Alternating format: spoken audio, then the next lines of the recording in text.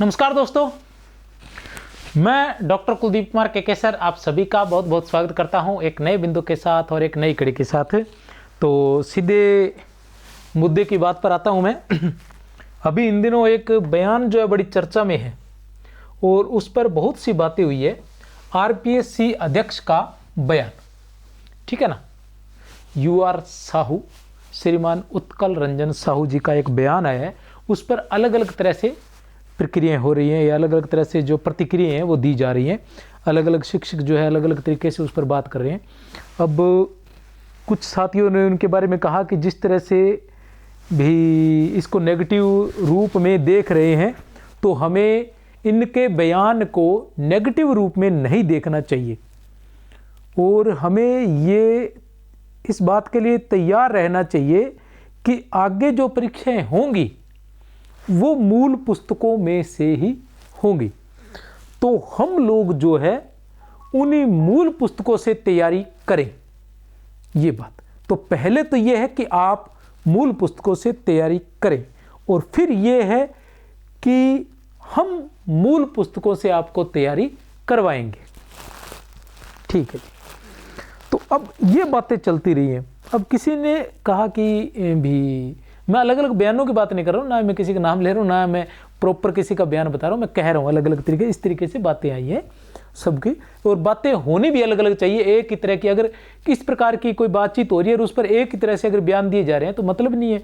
अगर शिक्षक है तो उसके खुद के व्यूज होने चाहिए, वो अपने तरीके से वो बात करे, ठीक है ना। तो बहुत अच्छी बात है। कुछ साथियों का ऐसा भी आया है कि मतलब इस तरीके से इस बात को इस तरीके से लिया जा रहा है, डराया जा रहा है कि जो अब की बार जो पेपर है वो मूल पुस्तकों से आएंगे और अगर मूल पुस्तकों से तैयारी करना चाहते हो तो हमारे चैनल को ज्वाइन कर लो ताकि आपको इस बार सफलता अवश्य मिल सके। तो ऐसा कोई नहीं है। कोई भी टीचर जो है, मुझे नहीं लगता कोई टीचर डरा कर पढ़ाता है। मेरा तो ये मानना है कि बोलने का तरीका अलग अलग हो सकता है, ठीक है ना। जैसे घर में माँ और बाप दो होते हैं, माता पिता, तो माता का थोड़ा लहजा शांत रहता है, ठीक है ना, थोड़ा प्यार से। पिता का लहजा थोड़ा कठोर रहता है, लेकिन जो उनका स्नेह होता है उसके अंदर कोई कमी नहीं होती। तो जो अध्यापक है ना, वो ये जो प्रक्रिया ये है, अब कोई पढ़ा रहा है, कोई रात दिन मेहनत कर रहा है तो कोर्स बेच रहा है, तो वो उसकी क्वालिटी है, वो ज़्यादा मेहनत कर रहा है, ज़्यादा पैसे ले रहा होगा। कम मेहनत कर रहा है, कम पैसे ले रहा है। अगर हो सकता है कोई दया के लिए भी कम पैसों में दे रहा होगा, ज़्यादा मेहनत करने के बावजूद भी। तो अलग अलग सोच के अनुसार वो कर रहे हैं। और वर्तमान में इतना बड़ा सिस्टम बैठाने के लिए पैसा तो है, मेहनत कर रहा है। आपको क्या समस्या है? जो आप पहले 20,000 रुपये कोचिंग में देते थे ऑफलाइन में और फिर वहाँ 50,000 खर्चा लग जाता था और एक कोर्स करने के लिए रिपीट वहाँ बिल्कुल नहीं होता था। एक कोर्स करने के लिए आपके लाख रुपए लग जाते थे एक कोर्स की तैयारी के लिए, नहीं तो 50,000 तो कहीं नहीं गए। और वही चीज़ 5,000 में हो जाती है, जितनी बार मर्जी रिपीट करके देखो। वहाँ क्लास कभी रिपीट नहीं होती थी, तब भी तो देते थे ना। अब 4-5 हज़ार के अंदर सब कुछ हो रहा है, तो ये कोई बात नहीं है। सभी शिक्षक जो आराम से पढ़ा रहे हैं। अब अपने बात करते हैं कि इनके बयान की क्या बात थी। मेन बयान पर, बयान में ये कहा गया कि अब जो है मूल पुस्तकों से पेपर बनेंगे। तो मैं आपको बता दूं कि मूल पुस्तकों से पेपर बनेंगे और विद्यार्थी जो मूल पुस्तकों से तैयारी करेंगे वो सक्सेस होंगे। तो मैं आपको बता दूं कि विद्यार्थी जो सक्सेस होते हैं, अब गाइडें आप बाजार में देख लो तो गाइडों की समस्या ये है, या सिर्फ गाइडें पढ़ने वाले विद्यार्थी जो है वो बड़ी मात्रा में होते हैं। मानता हूँ बड़ी मात्रा में होते हैं, लेकिन वो सक्सेस थोड़ी होते हैं। जो सक्सेस होते हैं वो तो नोट्स टीचर से पढ़ते हैं पहली बात, फिर टीचर्स से पढ़कर नोट्स बनाते हैं, फिर वो क्या करते हैं कि एक प्रॉपर गाइड भी लेके आते हैं, उससे संबंधित जो बिंदु देखते हैं उससे संबंधित अलग अलग किताबें भी पढ़ते हैं। ये सारी चीज़ें पढ़ते हैं। तो कोई प्रॉपर गाइड कोई नहीं पढ़ रहा है, ठीक है ना। और जो गाइड पढ़ रहे हैं उनका नहीं हो रहा, जो सिलेक्शन हो रहा है ना वो तो अच्छे से पढ़ के ही आ रहे हैं, ठीक है ना। ऐसा कुछ नहीं है, जो पहले भी हुए वो भी ऐसे थे, अब भी ऐसा ही हो रहा है। तो ऐसा कुछ नहीं है कि मूल पुस्तक के विद्यार्थी नहीं पढ़ रहे। विशेषकर फर्स्ट ग्रेड, सेकंड ग्रेड या असिस्टेंट प्रोफेसर के विद्यार्थी है, उनसे तो कोई भी मूल पुस्तक अछूती नहीं है, जो कम से कम सिलेक्शन करवा के आ रहे हैं। अरे कितनी नया जाने कितनी घर भरे पड़े होंगे उन लोगों के। और फिर ये कह रहे हैं कि जो 36% 40% भी नहीं ला सकता वो क्या पढ़ाएगा। तो मेन बात ये है कि पढ़ाना सब्जेक्ट होता है वहाँ, ठीक है ना। सेकंड ग्रेड का पेपर है या फर्स्ट ग्रेड का पेपर है, मूल रूप से फर्स्ट ग्रेड का पेपर है या असिस्टेंट प्रोफेसर का पेपर है, तो वहाँ पढ़ाना क्या है? वहाँ सब्जेक्ट पढ़ाना है। मैं प्रिंसिपल हूँ, मैं जानता हूँ कि दूसरी चीज़ें कितनी काम में आती है। जो ये जीके में पढ़ाया जा रहा है ये कितना काम में आ रहा है।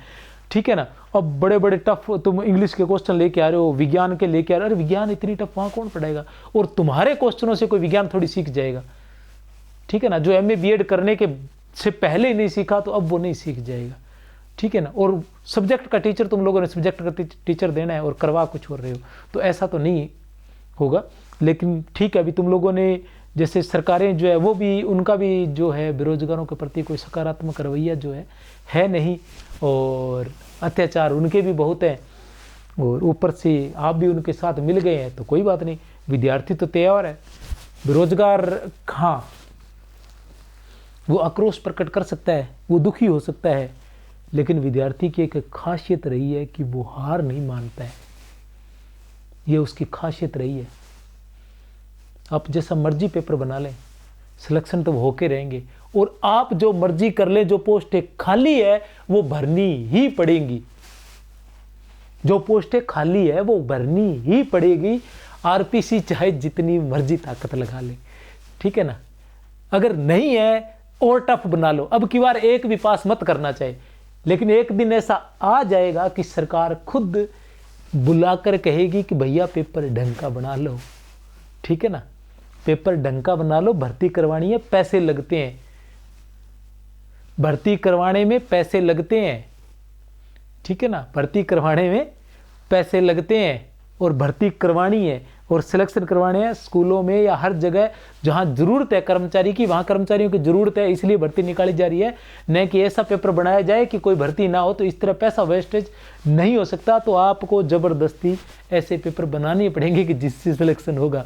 तो सिलेक्शन तो विद्यार्थी को कोई नहीं रोक सकता, सिलेक्शन तो विद्यार्थी का होकर रहे, चाहे कोई कितनी ताकत लगा ले। बस ठीक है, थोड़ा देर सवेर हो जाएगी, तो देर सवेर आगे जितनी हो रही है थोड़ी और सही, लेकिन हम तैयार है। मैं विद्यार्थियों को ये कहना चाहूँगा कि आपका कंपटीशन न तो RPC के साथ है न सरकारों के साथ है, आपका कंपटीशन आपके साथ वालों के साथ है, और वो ये है कि आपसे ज़्यादा किसी के नंबर नहीं आने चाहिए। बस बात ये है, आपसे ज़्यादा किसी के नंबर नहीं आने चाहिए। दूसरी बात जो थी वो थी मूल पुस्तकों की, कि मूल पुस्तकें, अब मूल पुस्तकें कौन सी है, ठीक है ना। अगर सही तरीके से देखा जाए तो मूल पुस्तकों से ही पढ़ रहे हैं, गाइडें अगर बनती है तो वो मूल पुस्तकों से बनती है।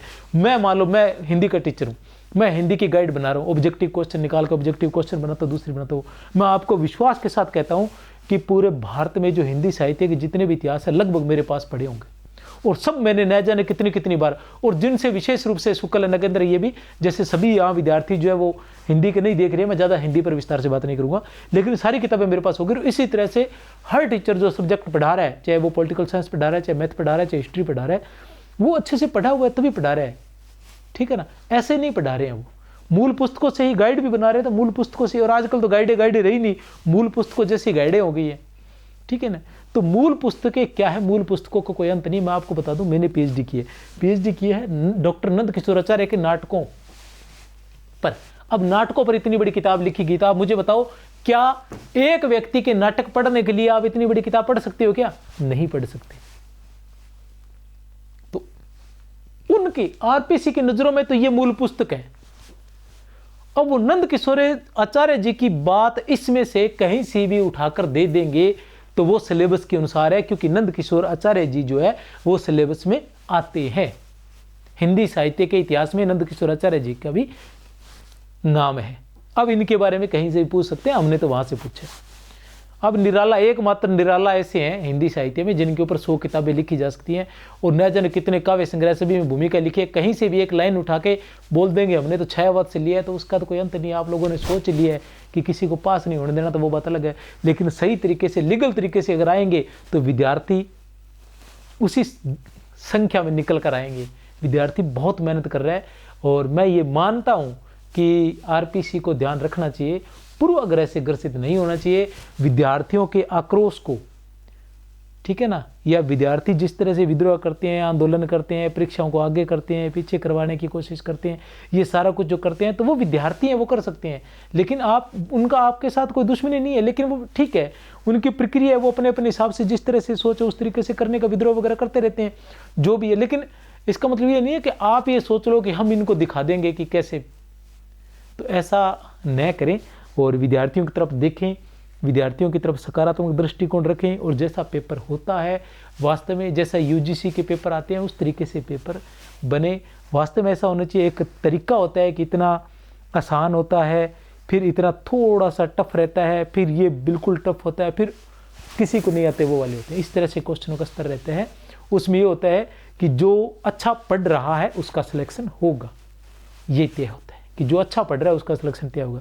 ये नहीं कि चाहे कोई कितना मर्जी अच्छा, इस तरह से पेपर बनाया जाता है, न कि इस तरह से बनाया जाए कि चाहे कोई कितने अच्छा पढ़ ले हम पास होने नहीं देंगे, ठीक है ना। तो पेपर जो है उस तरीके से बनाए जाने चाहिए और मैं आशा करता हूँ कि भविष्य में आरपीएससी ऐसा नहीं करेगी, विद्यार्थियों के हित पर कुठाराघात नहीं करेगी, क्योंकि जो बेरोजगार है वो पहले बहुत दुखी है, ठीक है ना, और उन पर और अत्याचार न करें। जो भी सरकारें आती हैं उनके अत्याचार पहले उन पर बहुत है, परिस्थितियों के अत्याचार उन पर पहले ही बहुत हैं, वो न जाने किन परिस्थितियों में तैयारी कर रहे हैं, ठीक है ना।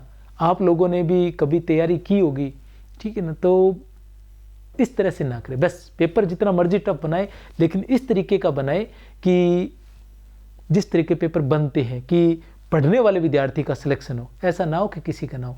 अभी जैसे कुछ रिजल्ट आए हैं उनके अंदर किसी का चयन नहीं हुआ, ऐसा हो सकता है क्या? बाहर निकल कर तो देखिए कि किस तरह से रात दिन एक कर रखे हैं। जवानी होती है ना, वो ऐसे बड़ी ताकतवर होती है, ऐसे चेहरे से झलकती है कि हाँ ये जवान हो गया है अब, ठीक है ना। अड़ोसियों पड़ोसियों को सबको पता चलता है, जब चलता है ना तो धरती हिलती है। लेकिन वर्तमान में क्या कंडीशन हो गई है इस परीक्षाओं के चक्कर के अंदर, जो युवा है तो ऐसा लग रहा है कि जैसे जो 25 साल का है ना वो 40 साल का नजर आता है।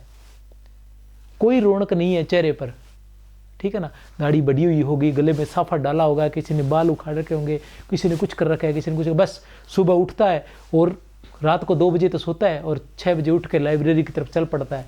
बस ये प्रक्रियाएं चल रही हैं। सोच रहा है कि न जाने किसी तरह से सक्सेस हो जाऊंगा तो मेरे और मेरे माता पिता के सपने जो है वो पूरे हो जाएंगे।